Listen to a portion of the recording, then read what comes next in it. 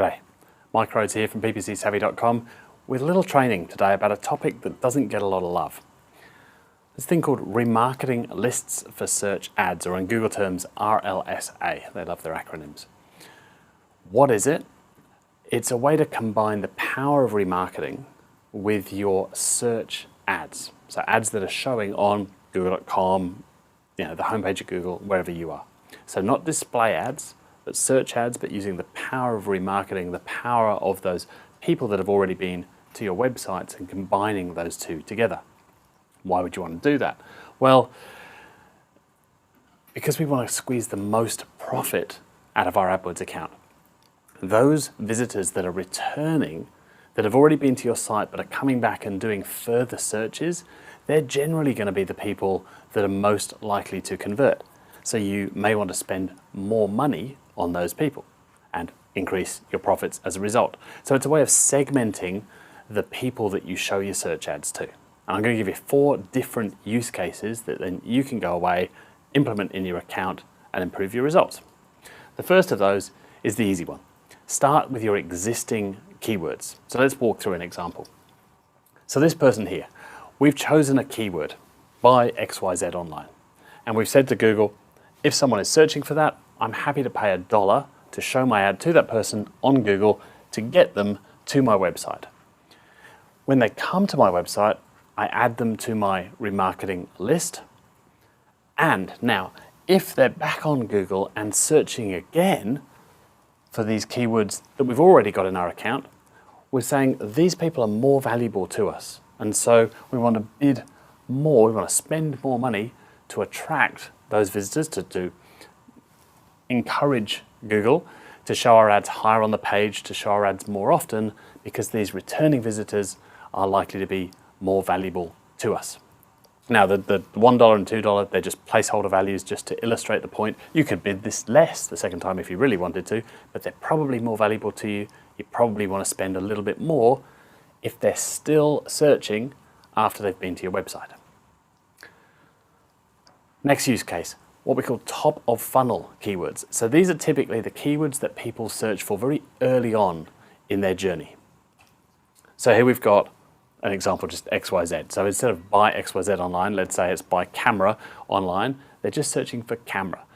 Normally we wouldn't show an ad to those people because they're generally not going to be very profitable. They don't know what they're looking for yet. They haven't done all of their research. They haven't got to the point where they're taking the credit card out and they're ready to buy. So we don't want to show an ad to those people generally searching for these very broad, very generic keywords. But if we have visitors coming to our website that now are still searching for these big, generic, broad keywords, then we might want to show an ad to those people. We certainly want to test it. These are people that on some level know, like and trust us. There's that weird bit in the back of your brain that remembers URLs, that remembers logos. They've been to your website. They're searching for the stuff that you sell. Now it might be worth showing an ad to these people, whereas before it probably wasn't. Next one, and we're having a lot of fun with this one at the moment, competitor keywords. So it can be quite difficult to show ads for your competitor keywords. Without getting into the nitty-gritty of Google, but I'm guessing you know this, that you generally have lower quality scores, which means Google want to charge you more for those clicks, Google want to show your ads less. However, if somebody has already been to your website and now they're searching for your competitors, don't worry about showing an ad the first time, but if they've already been to your website and now they're searching for that competitor, now is a really, really good time to get in front of that person, because maybe they were about to leave you for the competition. They know who you are, by definition, they've been to your site, but they're searching for your competitor. So we really want to get an ad in front of this person at that point. And we can show different messages to those people. We can do this with all of the use cases, but this one in particular, again, we know that they've been to our site, don't worry about that. We know that they're about to search for a competitor, so we might be a bit more aggressive with our messaging here, talking about some of the differences between us and that competitor. And this is an example of some of the results that we've been getting with this. The orange line that you see dropping down here is the cost of a lead for this particular advertiser. The blue line is the number of leads.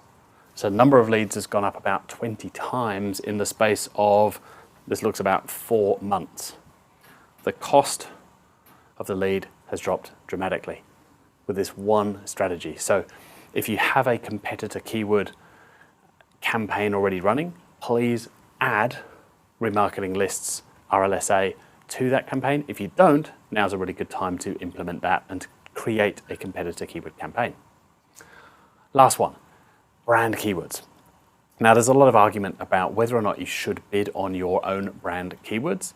There's a blog post on PPCSavvy, I'm sure you can find it. I've given you 7 reasons in that blog post of why it's a really good idea. I always want to bid on a client's brand name. However, sometimes you'll have clients, or you may be doing this if you're running ads in-house, where you're thinking, surely this is a bit of a waste of money. First time they search for me, fair enough, show an ad, but if they've already been to my site, if they've already found my website, they already know who I am, maybe I shouldn't be showing an ad to them the 2nd, 3rd, 4th time. Maybe I could save a little bit of money by not doing this. Well, we tried it, and it failed miserably.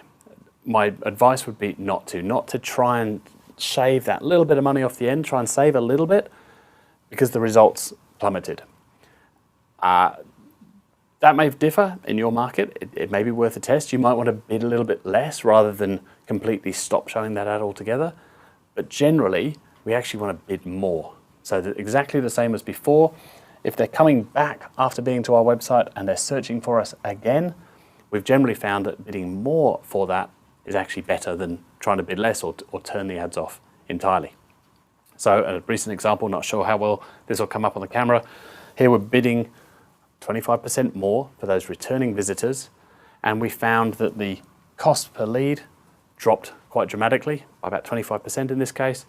The conversion rate, not sure how well you'll see that, went up from about 5% to about 7%. But what I want to show you is that those initial numbers are averages, so I'm hoping that this makes sense. We had 5,500 conversions at $4 each initially. When we split this into 2, what we've got are, these are the returning customers, and these were the numbers that we had on the previous screen. We got 2,500 conversions at around $3 each. What we have to do is now do a little bit of maths to figure out what the real cost was before, because Google only gave us that previous slide. Whoops. Google only gives us these numbers across the whole thing, and they're averages. They're averages of the really, really good returning visitors and the new visitors. It's only when we break this apart that you get to see what the real difference is and the real benefit of this. It hasn't really gone from $4 to $3. It's really gone from $5 to $3. It's a huge improvement by showing ads to these returning customers. Maybe watch that a couple of times. I'm not sure if I butchered that. It should make sense. The conversion rate was much, much better. So the power of RLSA is just being able to segment our visitors. People that have never been to our website before versus people that have already been to the site. We generally want to treat those 2 groups a little differently. It doesn't need to be a massive difference. You don't have to write different ads, but you generally at least want to spend a little bit more or a little bit differently between those 2 groups. Bid a little bit higher on these people, the ones that are coming back a second time. Cool? Good. I'm Mike Rhodes from PPCSavvy.com. There's more training inside. We'd love to see you there.